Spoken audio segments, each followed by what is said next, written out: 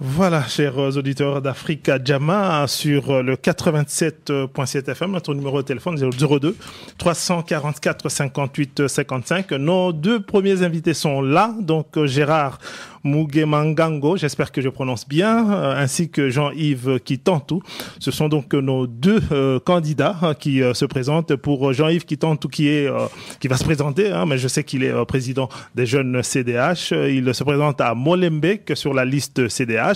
Et Gérard Mugemangango qui est lui sur la liste PTB. Peut-être vous présenter un tout petit peu, Gérard Mugemangango, je commence par vous. Vous êtes du PTB.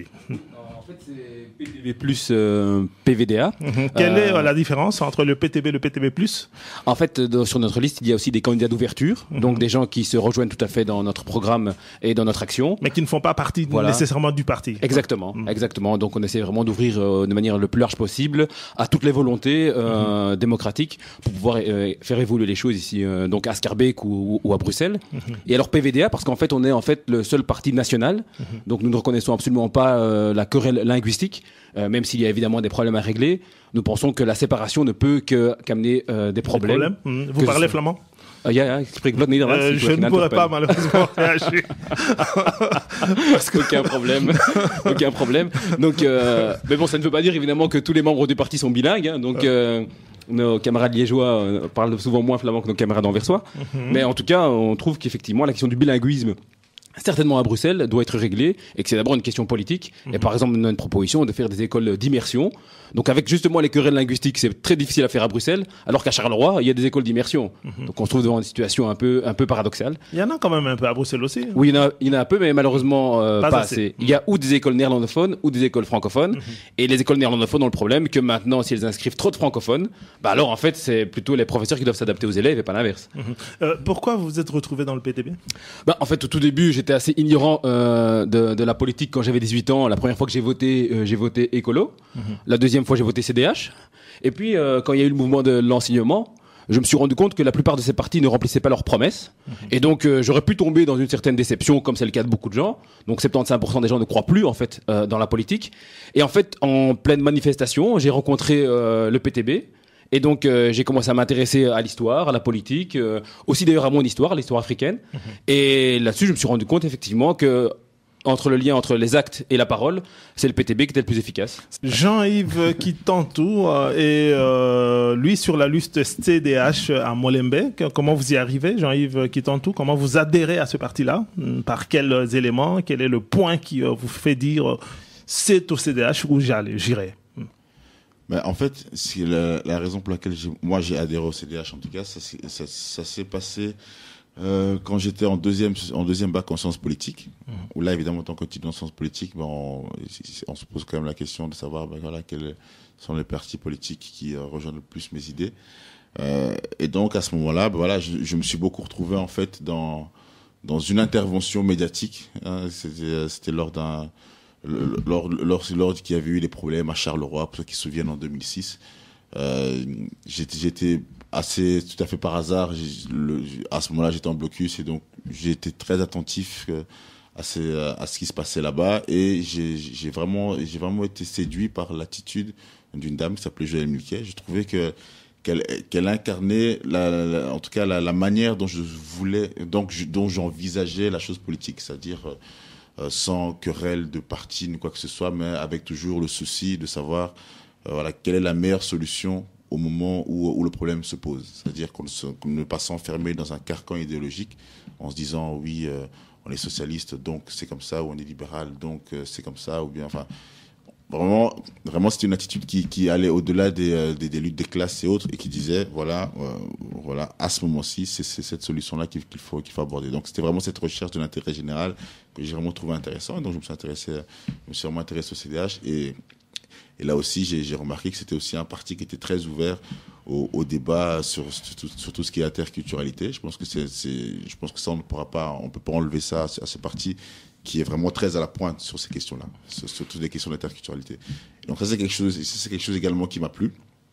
Et puis voilà, et puis mon engagement a fait son chemin. J'ai rencontré des gens, etc. Et... Vous êtes tous les deux jeunes et si je ne me trompe, vous êtes effectivement le président des jeunes du CDH. Je suis le président des jeunes CDH, oui. Le CDH national ou bien national, ici national. Seulement dans la région bruxelloise? National. Et comment c'est arrivé? Comment c'est arrivé, on dirait un accident. Si, ça peut être considéré comme un accident parce que beaucoup de gens considèrent que c'est pas toujours évident d'évoluer au sein des partis politiques. C'est pour cela que je pose la question. Bah, quelque part, voilà, je veux dire, c'est vrai que parfois il y en a. J'ai souvent eu des questions ou des remarques ou des gens en tout cas que je connaissais à qui on leur posait la question, tiens, comment ça se fait que c'est un noir qui est président? Enfin, je dis, bah, écoutez, voilà, je veux dire, c'est aussi la preuve qu'à un moment donné, il y a des plafonds de verre qui sont en train de tomber. C'est-à-dire que ici, bah, tout simplement, j'ai fait mon parcours au sein de la jeunesse, du CDH. Je veux dire, j'étais président des étudiants CDH avant. J'étais vice-président des jeunes ici à Bruxelles. J'ai présidé la commission emploi des jeunes CDH. Et donc, à un moment donné, je veux dire,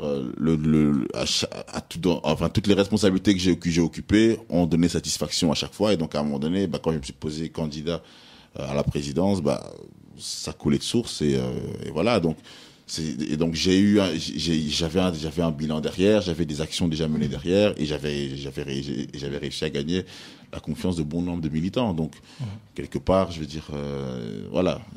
Ce n'est ni un accident ni quoi que ce soit, c'est simplement le résultat d'un travail.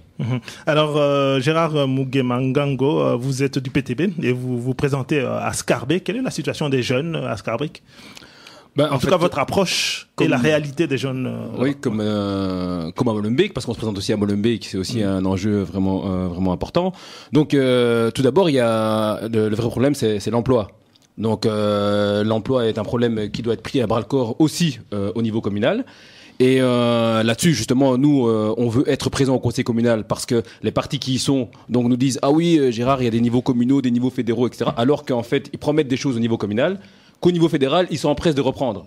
Donc on voit par exemple qu'à partir du 1er novembre, les allocations sociales vont diminuer de 12 à 40% en ce qui concerne le chômage. C'est des décisions qui ont été prises au fédéral et qui vont avoir un impact communal. Et certainement sur les jeunes ménages qui n'ont pas d'emploi. Donc ça, c'est un des aspects. L'autre aspect, c'est l'enseignement. Donc on voit que sur les enquêtes Ipsos au niveau de l'Europe, la Belgique a des très piètres résultats en termes d'enseignement. Il y a pas mal d'écoles qui dépendent du pouvoir communal.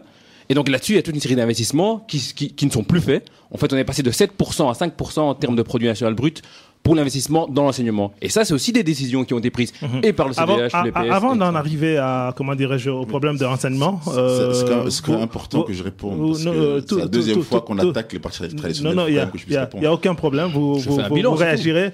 Par rapport, je posais ma question par rapport à la jeunesse. Quelle est votre approche de la problématique jeune à Scarbeck? Donc moi-même, j'étais responsable pendant plusieurs années de l'encadrement des jeunes à Scarbeck, justement, donc Scarbeck, Bruxelles-Ville et autres. Je me suis même occupé d'une école de devoirs pendant pas mal de temps. Et donc, très concrètement, nous, ce qu'on veut pour les jeunes, c'est d'abord un avenir. Donc, vous pourrez m'entendre dire, oui, il leur faut du sport, il leur faut de la culture. C'est important, mais ce qui est le plus important, c'est d'abord d'avoir effectivement un avenir. Et là, globalement, la commune a un rôle important à jouer. Pour l'instant, effectivement, nous pensons que les mesures qui sont prises ne peuvent aller que contre l'avenir des jeunes, que ce soit sur la question de la multiculturalité ou des jeunes en général. Et donc là-dessus, nous, on veut être présents pour aussi travailler avec le tissu associatif. Il y a énormément de choses qui se font avec le tissu associatif pour qu'il y ait un vrai lien avec la maison communale. Et donc là-dessus, nous, on ne demande pas aux gens de signer de faire 20 signatures pour pouvoir poser une question au conseil communal. Ils pourront nous les poser. On est dans les quartiers.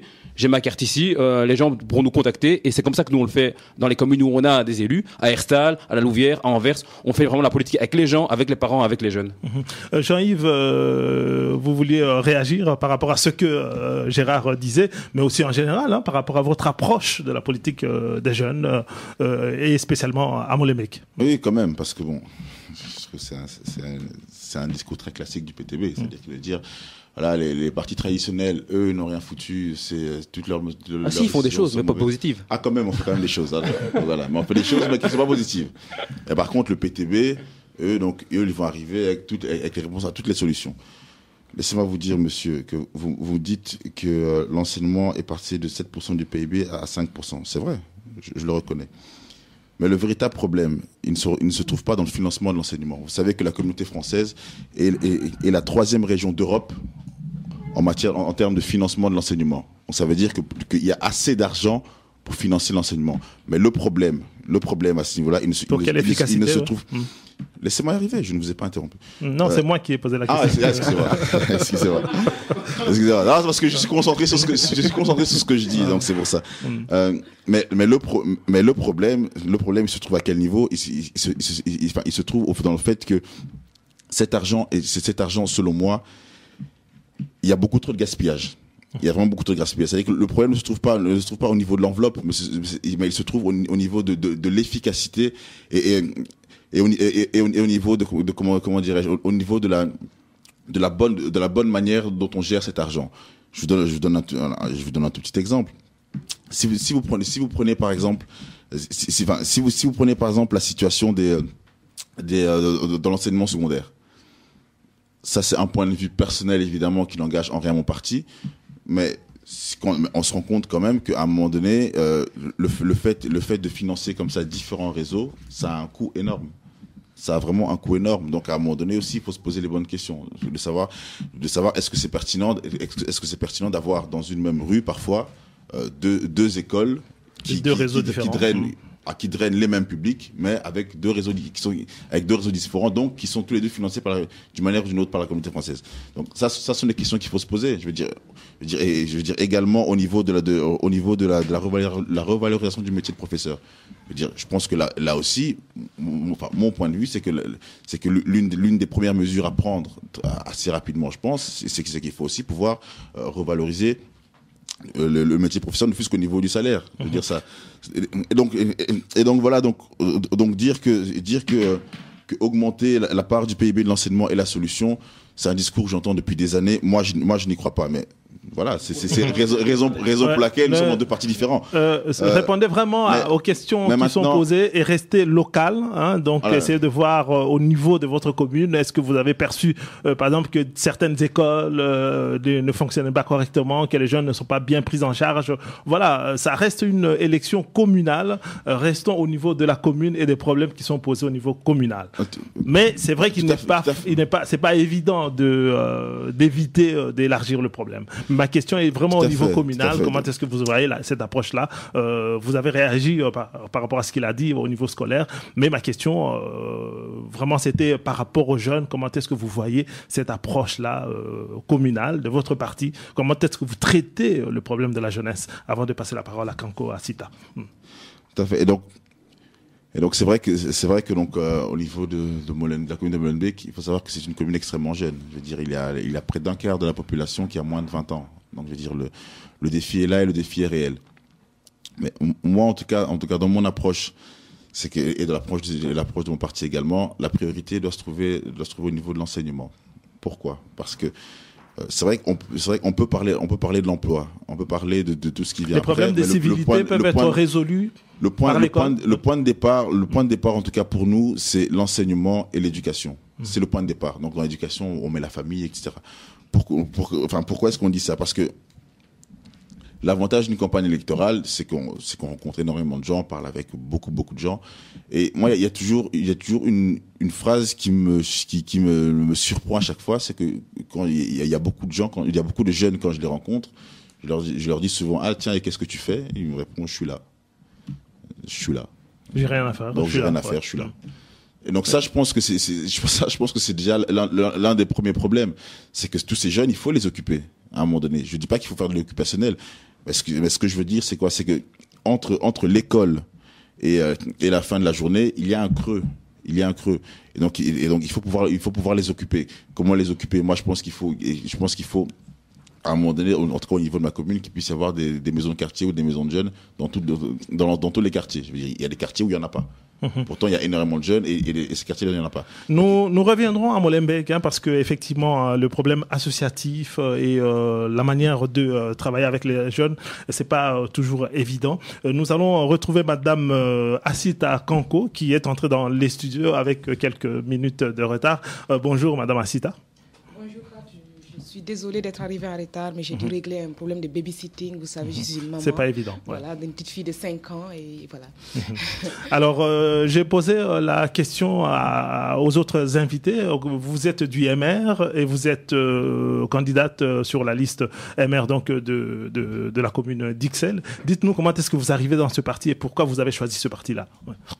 Voilà, donc je suis candidate à la 21e place sur la liste du MR, donc la liste numéro 2, dans la commune d'Ixelles, qui est emmenée par Dominique Dufourny et poussée par Alain Destex et Delphine Bourgeois.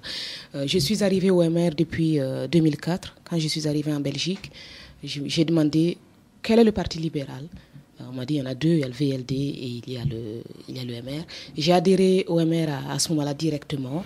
Et pourquoi? Parce que je suis libérale, j'ai regardé le programme de chaque parti et j'ai compris que c'était le programme de ce parti qui se rapprochait le plus du projet de vie que j'ai choisi pour moi. Pourquoi ça se rapprochait le plus de mon propre projet de vie? Parce qu'on parle d'autonomie, on parle d'émancipation de l'individu, on parle du caractère...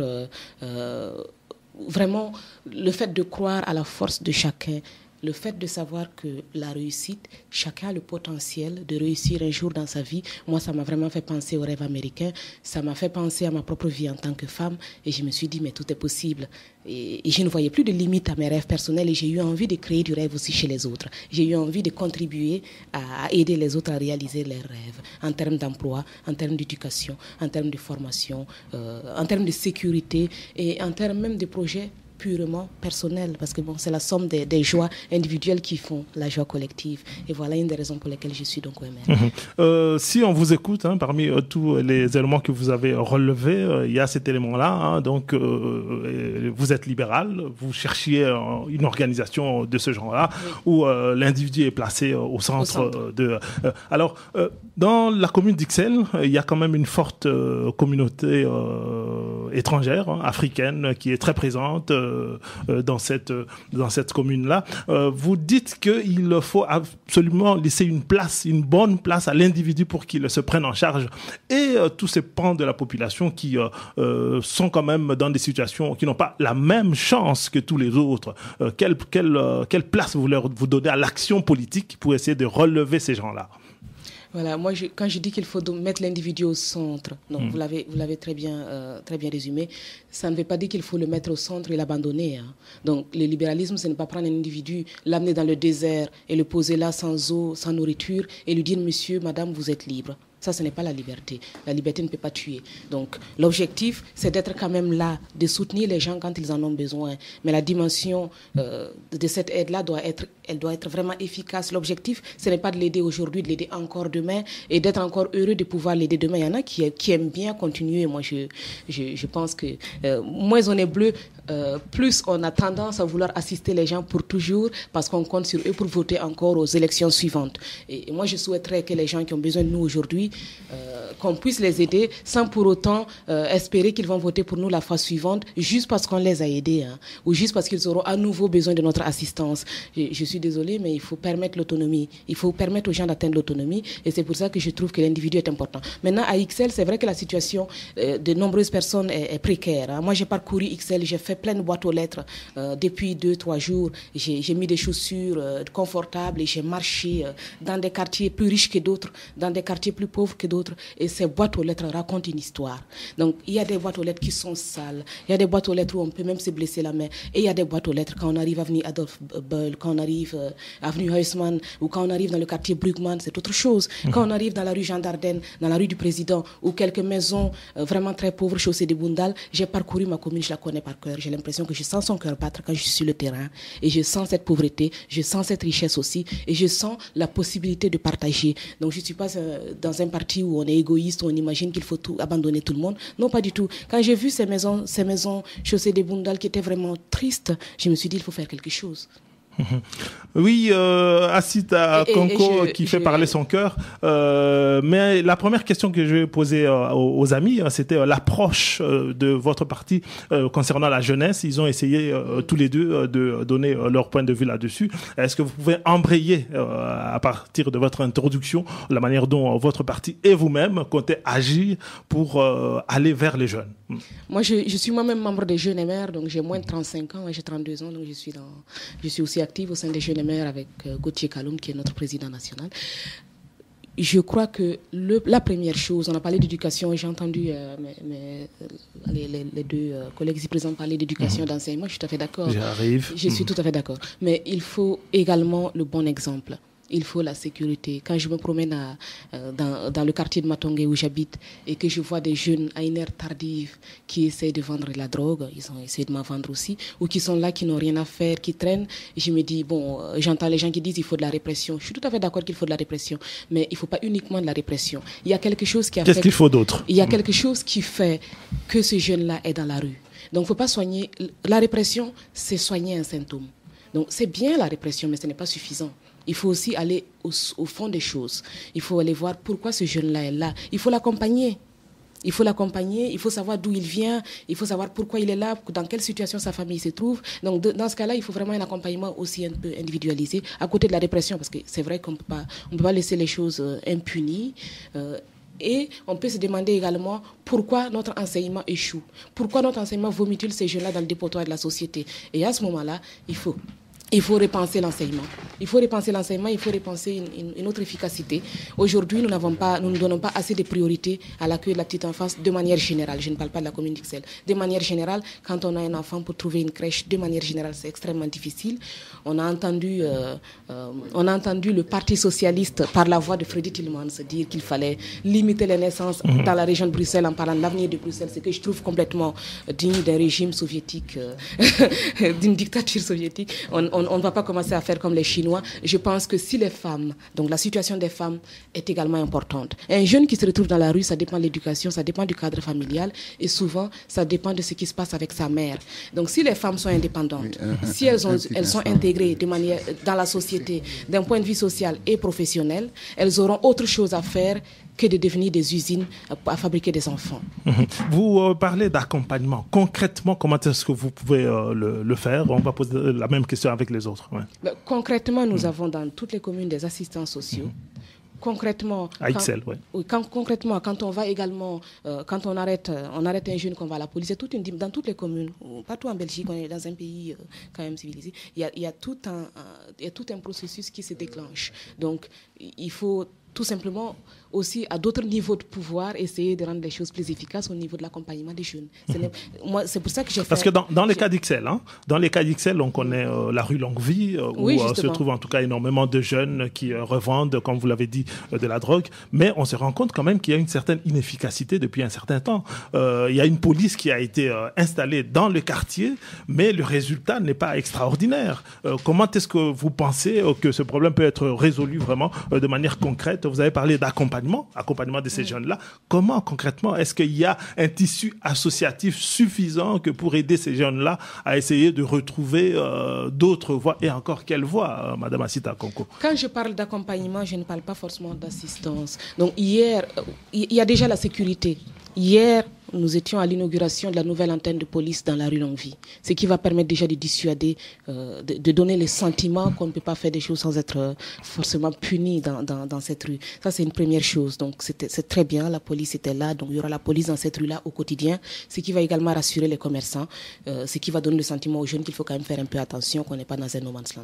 Donc, la deuxième chose, quand je parle d'accompagnement, c'est pas uniquement au niveau des assistants sociaux qui vont apporter quelque chose, qui vont essayer de comprendre les jeunes, etc., voir s'il y a un souci au niveau familial. Mais il y a également les loisirs. Ce que je pense qu'on pourrait faire, c'est créer des loisirs. Moi, j'ai tout le temps, pendant cette campagne, dit que notre passion, c'est notre plus grand pouvoir. Donc, rien de grand ne se construit sans passion, disait Hegel. Mais en même temps, rien d'extrêmement médiocre ne se construit sans passion. Donc, si on essaie de réorienter la passion des jeunes vers autre chose, s'ils se découvrent la passion pour le basket ou la passion pour un sport ou pour une activité sociale, si on essaie de développer ça dans le quartier de Matongé, où je trouve qu'on pourrait effectivement faire des efforts. ça peut amener les jeunes à s'occuper, à s'intéresser à autre chose, ça peut réduire, ça peut diminuer. Peut-être qu'ils s'ennuient tout simplement, ces jeunes, c'est aussi une possibilité. Peut-être qu'ils s'ennuient, mais il faut pas penser que c'est uniquement à Matongé qu'on a des problèmes. Dans toutes les communes, il faut pas stigmatiser Matongé. Non, on ne stigmatise pas Matongé, au contraire, on veut que les problèmes soient résolus dans ce quartier-là. Voilà. Mais on vous a écouté, et Jean-Yves qui tantôt voulait réagir par rapport, vous avez demandé la parole, Jean-Yves. Oui, en fait, ça va un peu dans la droite ligne de ce que je développais tout à l'heure. C'est-à-dire que pour moi... Le CDH est d'accord avec le MR. Tu disais tout à l'heure que au MR, j'ai noté, c'est l'individu au centre. Chez nous, c'est l'humain au centre. Donc voilà, je ne veux pas dire qui copie l'autre, mais bon, soit. Mais en tout cas moi, de mon point de vue, c'est que tous ces jeunes-là, je pense que la première des choses, c'est qu'il faut vraiment réussir à faire en sorte qu'ils soient occupés, comme l'a dit ma voisine ici. Asita Kankou. C'est que merci. Excusez-moi, on vient de se rencontrer, donc voilà. Mais donc moi je pense que c'est vraiment la première des choses à faire, parce que à côté de ça, ce qui se passe très souvent avec ces jeunes, quand on creuse vraiment leur histoire, parce que j'ai beaucoup d'amis qui se retrouvent, avec qui on a eu à un moment donné un parcours de vie commun, et moi aujourd'hui je me retrouve ici à défendre un parti politique, et eux se retrouvent dans la rue. Et qu'est-ce qui a fait que nos devoirs ont à ce point été différentes? C'est que quelque part, moi j'ai eu la chance d'avoir une maman qui m'a toujours dit: Jean-Yves, tu réussiras à l'université. Jean-Yves, tu pourras devenir quelqu'un. Jean-Yves, tu pourras faire quelque chose de ta vie. Mais malheureusement, eux n'ont pas eu ça. Eux n'ont pas toujours eu ça. Donc c'est pour ça que moi je dis, enfin, c'est une responsabilité collective, hein. C'est-à-dire, c'est pas que le monde politique d'un côté, parce que si on regarde bien, et moi je suis très sensible à cette question de Matongé, parce que beaucoup sont des jeunes d'origine africaine, d'origine subsaharienne. Ça il faut le reconnaître. Et donc ce qui se passe, moi je pense que le problème est double. Il y a un problème identitaire, parce que ça c'est quelque chose qu'on a souvent tendance à négliger, mais il y a un profond problème identitaire, parce que beaucoup de ces jeunes rejettent la société belge. Pourquoi? Parce que à un moment donné, il y a eu une cassure avec cette société. À un moment donné, il y a un moment où ils se sont cherchés, parce que voilà, ils sont africains, mais ils sont nés ici, ils ont grandi ici, mais ils se confrontent au racisme et autres. Et donc à ce moment donné, la question se pose, qui je suis en fait.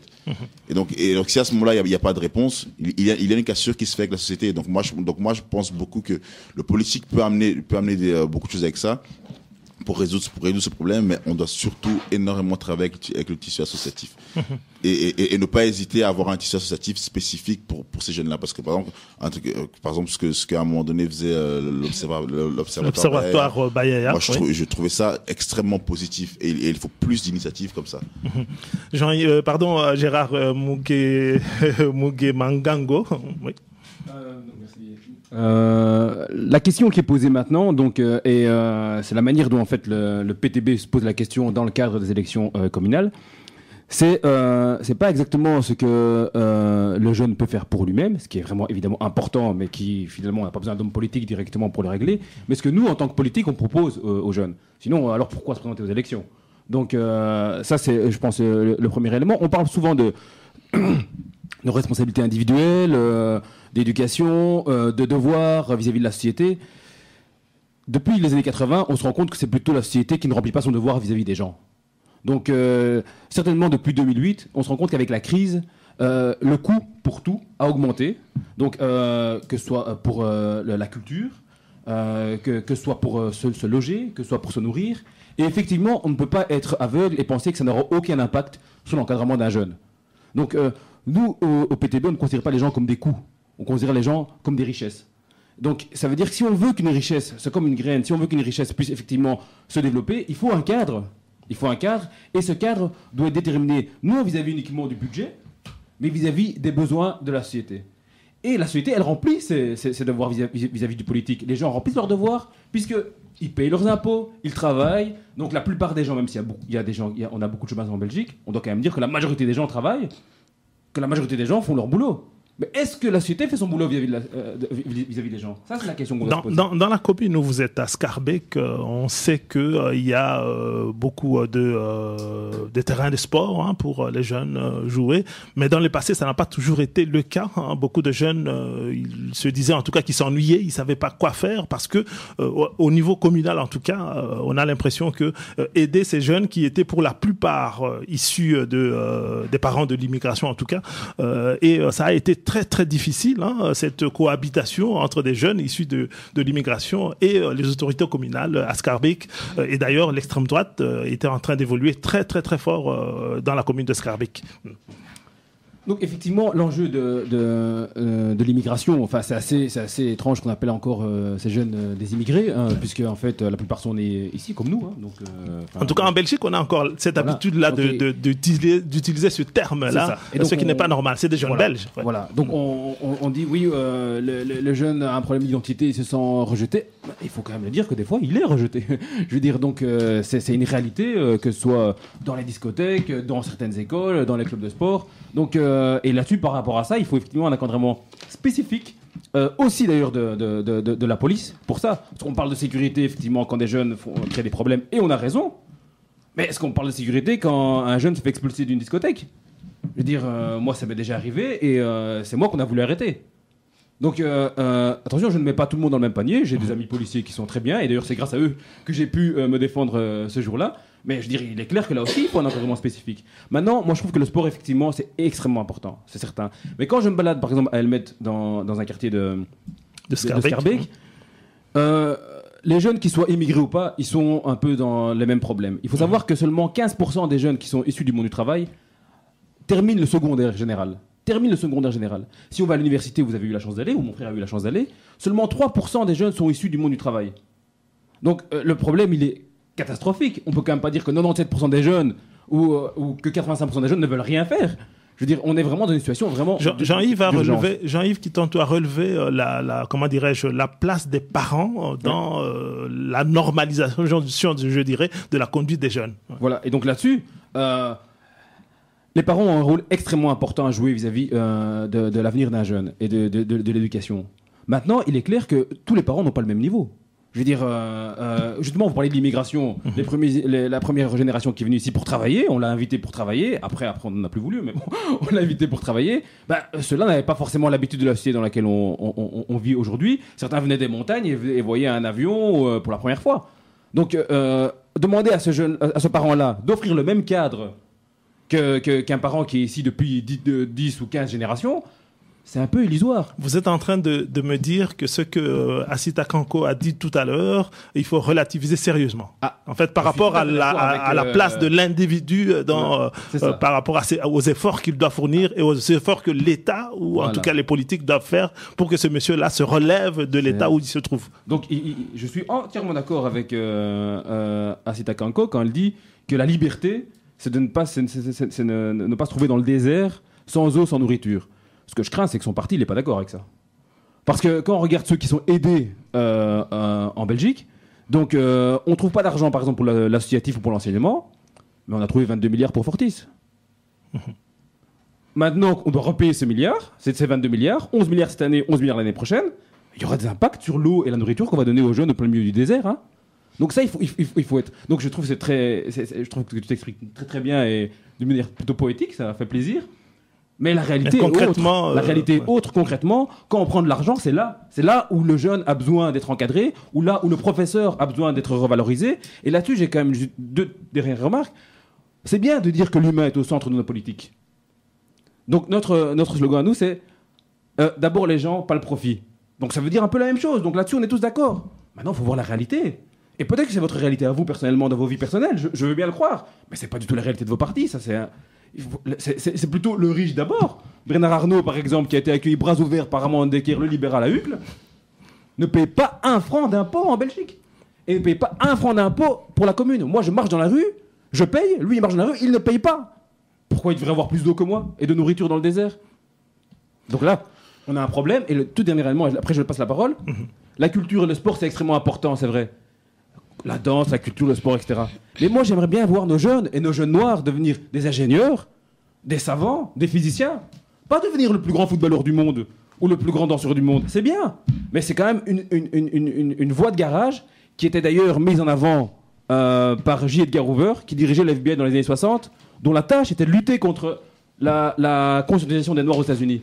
Donc il faut voir qu'est-ce qu'on dit. Quand on dit on veut faire un studio d'enregistrement pour un jeune, ce que le PS a dit ici il y a une semaine, on peut faire un studio, mais à côté de ça, il faut un diplôme d'ingénieur civil. Kanko, vous vous sentez interpellé? Bon, écoutez, moi je constate 3 choses qui m'ont frappée. La première, c'est que je me rends compte que Jean-Yves du CDH est tout à fait d'accord avec moi quand on parle de l'impact des parents sur l'avenir des jeunes. Donc nous, au MR, on a toujours dit que l'intégration sociale, l'intégration était une priorité. D'aucuns ont dit qu'il a échoué, d'autres ont dit qu'il a échoué uniquement dans certains endroits. C'est votre parti qui... Voilà, donc il y a un débat. Il y a un débat. Et moi, je ne pense pas que c'est un grand succès. On l'a constaté surtout à Schaerbeek et à Molenbeek, mais également à XL un peu partout. Et quand on parle d'intégration, ce n'est pas uniquement d'intégration sociale, d'intégration des personnes issues de l'immigration, mais d'intégration de toutes les personnes. Donc il y a aussi l'intégration professionnelle. Il y a l'intégration des gens qui sont blonds aux yeux bleus aussi. Donc quand Jean-Yves dit, ma mère me disait, il faut que tu termines l'université. Combien de femmes à Bruxelles sont capables de dire cela à leurs enfants? Combien de femmes dans la région de Bruxelles-Capitale ne se retrouvent pas effrayées de parler à leur fils juste parce qu'il est considéré comme un homme et elle comme une femme? Donc il faut quand même faire attention. Ce n'est pas tout le monde qui a les ressources, qui a les moyens au quotidien de pouvoir éduquer ses enfants comme on le veut ou comme on le souhaiterait. Donc il faut soutenir ces mamans-là. Moi je pense, c'est ce que j'avais dit justement. Donc je me dis, je suis contente que quelqu'un du CDH le dise aussi, parce que le CDH ne se bat pas pour que l'intégration soit un succès. Donc on a vu déjà, ils sont la première élue voilée au Parlement bruxellois. Voilà. Donc j'imagine, j'espère qu'au CDH ils vont réaliser. J'espère qu'ils vont réaliser. Il va réagir, Jean-Yves. J'espère qu'ils vont réaliser que les femmes ont un rôle primordial dans notre société, parce qu'elles sont avec vraiment, son voile. Elles sont non, les femmes. Laissez Assita terminer. Les femmes doivent pouvoir éduquer leurs enfants en étant libres, en étant respectées par leurs enfants. Et si elles n'ont pas leur mot à dire dans un monde d'hommes, elles ne vont pas s'en sortir. Deuxième point. Donc, je reviens à la situation de Fortis dont vous avez parlé. Donc, vous dites que je ne veux pas seulement réagir. Nous sommes des gens d'action, on n'est pas là sur le terrain pour réagir. Mais vous dites que Fortis, on a donné donc de l'argent à Fortis. Vous revenez sur là pour attaquer le MR. Je suis désolé, mais Didier Reynders a plutôt sauvé Fortis, pas Fortis, a sauvé les épargnants, a sauvé aussi. Il faut voir la dynamique que ça aurait créé sur le terrain si tous les épargnants avaient perdu leur argent. Ce sont les actionnaires qui ont plutôt perdu de l'argent. Si les épargnants avaient perdu de l'argent, sur le terrain, ça aurait été une catastrophe. Ils ont économisé cet argent pour leurs enfants, pour aller à l'université par exemple, pour leur famille, pour vivre au quotidien. Avec cet argent, les banques belges peuvent réinvestir. Avec cet argent, les sociétés belges peuvent emprunter de l'argent. Grâce à cet argent, ces épargnants peuvent également consommer des produits dans la société qui permettent à l'économie d'être stimulée, qui permettent à notre pays de fonctionner. Donc, tous ces gens-là, s'ils avaient perdu l'argent, se seraient retrouvés dans la société comme des charges sociales. Des charges sociales pendant combien de temps? C'est-à-dire que nous tous, nous aurions payé plus d'impôts, par exemple, pour qu'on puisse donner de l'assistance sociale à ces gens-là via le CPAS. Mais via plein d'autres moyens. Le libéralisme, c'est aussi quand même punir ceux qui font des fautes. Ces banques-là, c'est vrai, c'est bien de dire que les épargnants ont retrouvé leur argent, mais c'est les gens qui ont fait que les épargnants se retrouvent dans cet état-là. Il fallait les punir. Et il n'y a pas eu ça. Et ces gens-là, ce n'est pas le MR. Là, je vous rappelle que la crise économique et financière est venue des États-Unis. Je vous rappelle qu'elle est venue des États-Unis, où les Américains ont lâchement laissé tomber une de leurs plus grandes banques. C'est venu là où la bulle immobilière a imaginé que tout le monde qui n'était pas capable de rembourser correctement un prêt hypothécaire pouvait quand même emprunter de l'argent. Je pense que le PTB serait prêt à prêter 500 000 euros à quelqu'un qui n'est même pas capable de rembourser 500 euros par mois. Il faut être réaliste, donc je reviens. Nous sommes tous les deux tellement... Écoutez, ce sont des banques... terminer. Allez-y, parce qu'on n'a plus beaucoup de temps. Américaines qui l'ont fait. Et alors, il y a eu l'effet domino avec les produits qui n'étaient pas faciles à identifier, qui sont revenus en Europe. Mais je tiens à préciser que l'EMR, par Didier Reynders, a sauvé plutôt les épargnants. Ce n'était pas les banques la priorité. Mais si on avait laissé Fortis faire faillite, ce serait vraiment une grande perte pour notre État belge. Et je termine rapidement. Non, on en reste là. Non, parce que c'est pas fini. Je trouve quand même qu'il a dit quelque chose. Il a eu plus de temps de parole que moi et je tiens quand même à réagir. J'essaie de vérifier. Vous en avez beaucoup, en tout cas. Aujourd'hui, l'État belge est actionnaire dans le groupe BNP Paribas qui a racheté Fortis. C'est pour lequel je travaille. Nous recrutons énormément de jeunes. Je profite de votre micro pour dire qu'on a créé aussi l'association Friends of Africa au sein de BNP Paribas et que les jeunes qui souhaitent postuler, quelle que soit leur origine chez BNP recrute énormément. Pourquoi? Parce que c'est une banque saine, solide et que l'État belge gagne aujourd'hui plus d'argent en étant actionnaire de BNP Paribas qu'il n'en a investi. Donc, Gérard pourra répondre tout à l'heure. Jean-Yves, tu voulais réagir toi aussi par rapport à tout ce qui a été dit et principalement par Assita Kanko. Tout à l'heure, tu m'as demandé pourquoi est-ce que je suis rentré au CDH et justement, je disais que ce que j'avais aimé, c'était l'attitude de Joël Milquet qui ne s'enfermait pas dans les carcans idéologiques. Et excusez-moi, mais on vient vraiment d'assister à un classique, hein, le PTB qui critique les autres parce que ils sont là que pour les riches. J'ai noté les riches d'abord. Pour nous faire plus, on est d'accord. Donc les riches d'abord. Et donc on est peut-être de nouveau d'accord. Alors rejoindre le CDH alors. Et puis ensuite Madame Kanko donc défend les banques, etc. Donc on se retrouve, les épargnants. S'il vous plaît. Ouais. Ok, d'accord. Et donc on se retrouve de nouveau dans ce que moi je trouve, en tout cas personnellement, ce que j'aime le moins en politique. Évidemment, il faut du débat en politique, il faut des convictions, mais je pense qu'à un moment donné, quand on fait de la politique, il faut penser à tout le monde. Il faut avoir une vision globale de toute la société. Je veux dire, en Belgique, il n'y a pas que des riches et des pauvres. Il faut prendre des mesures pour les riches et pour les pauvres, parce que nous devons vivre ensemble. Et donc raison pour laquelle moi je défends le vivre ensemble. Je vais répondre, parce que bon, je vais pas pouvoir développer de nouvelles idées, mais je vais répondre aux différentes attaques. Tout d'abord sur les riches. D'abord, moi je tiens quand même à rappeler.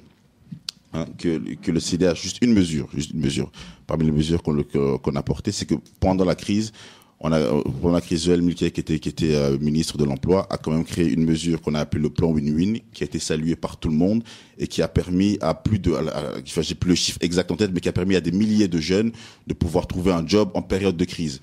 Ça a vraiment permis de limiter le chômage chez les jeunes, alors que partout, tout autour de nous ici en Europe, on constatait vraiment une explosion du chômage chez les jeunes.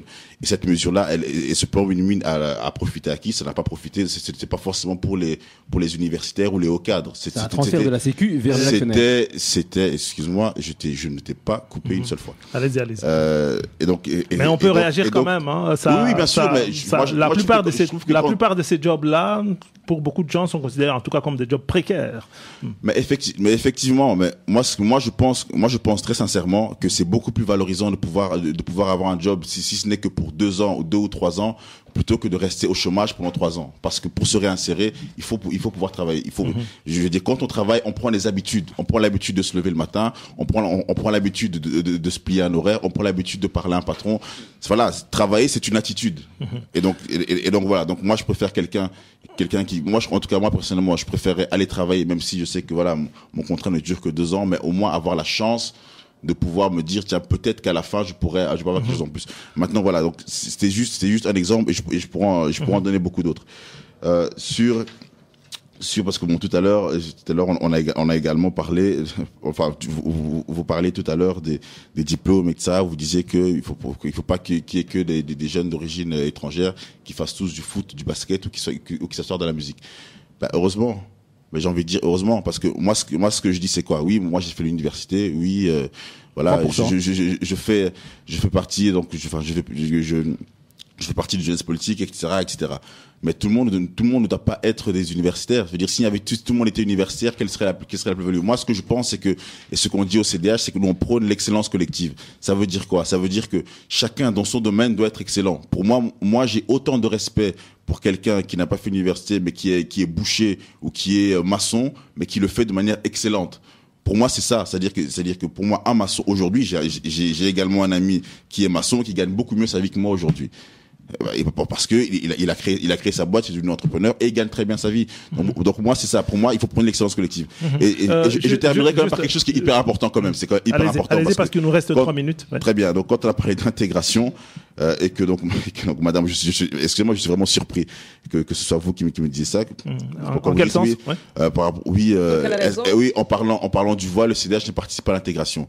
Moi, je suis quand même surpris parce qu'avec ce genre de discours, on peut très bien aussi dire on aurait très bien pu dire il y a quelques années le fait qu'un noir soit lié au Parlement, ben non, ça ne participe pas à l'intégration. Moi, je suis désolé. À un moment donné, il faut pouvoir considérer tout le monde. Il faut pouvoir considérer tout le monde dans ses convictions, dans sa foi et dans ses idées. Pour moi, au jour d'aujourd'hui, il existe des femmes voilées. C'est mon point de vue personnel, et je ne vois pas au nom de quoi on les empêcherait de pouvoir être élus au Parlement. Quand on est élu au Parlement, on représente d'une certaine manière, on représente son parti effectivement, on représente également ses électeurs. Ce n'est pas un exécutif, elle ne représente pas l'État.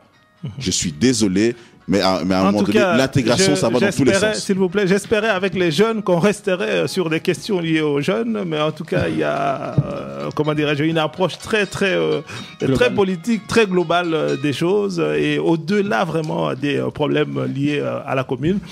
Si vous pensez que nous avons oublié ou que vous n'avez pas dit quelque chose qui se trouve dans votre programme, vous avez le dernier mot en tout cas pour le faire. Je commence par Gérard. Donc pour revenir effectivement au niveau communal, et tu fais bien de nous le rappeler. Donc on a fait une enquête à Schaerbeek où on a fait remplir plus de 1000 formulaires pour savoir un peu ce que les gens trouvaient important et pas forcément ce que nous on trouvait important. Et le premier élément qui ressort, c'est la question du logement.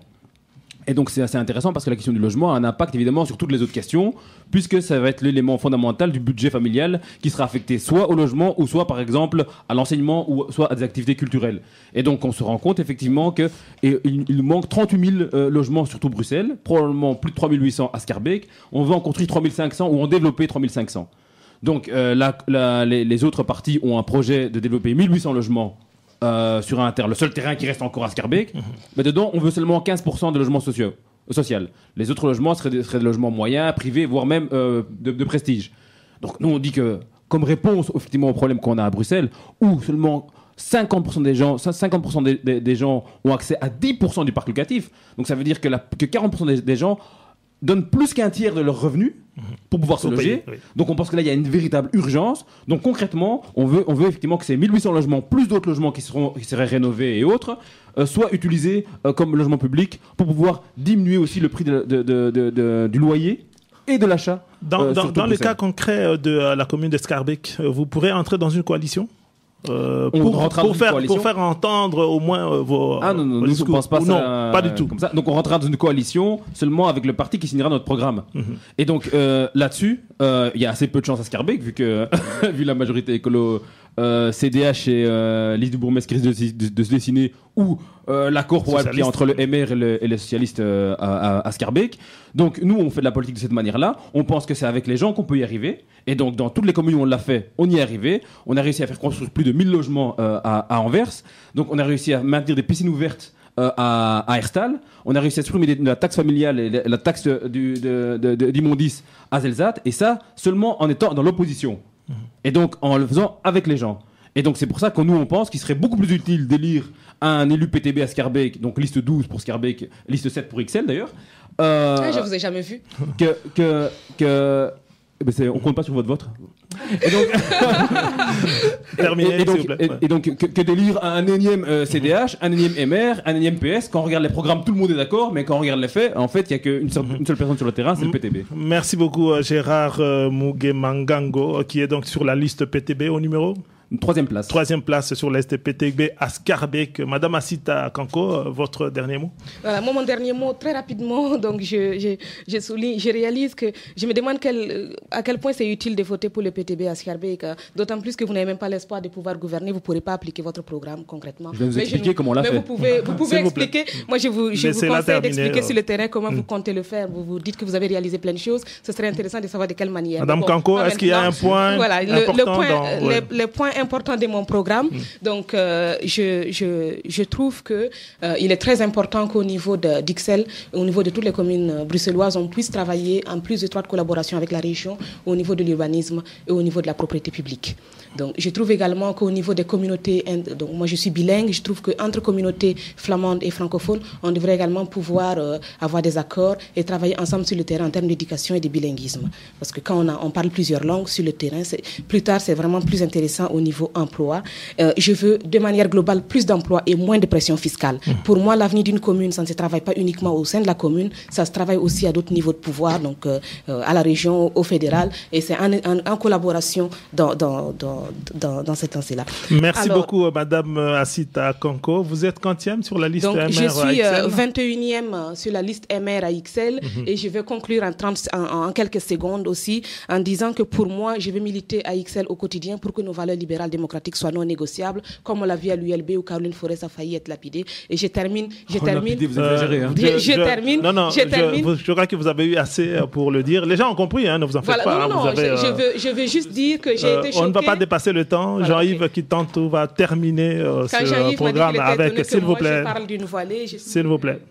Jean-Yves Kitantou, si vous pouvez terminer. Donc, est-ce qu'il y a quelque chose? Ça ne sert à rien parce que votre micro ne passe pas. Donc, allez, Jean-Yves, est-ce qu'il y a un point de votre programme qu'on n'a pas soulevé, que vous voulez en tout cas relever? Ici, c'est vrai qu'on a longuement parlé du point principal de mon programme, qui est la jeunesse.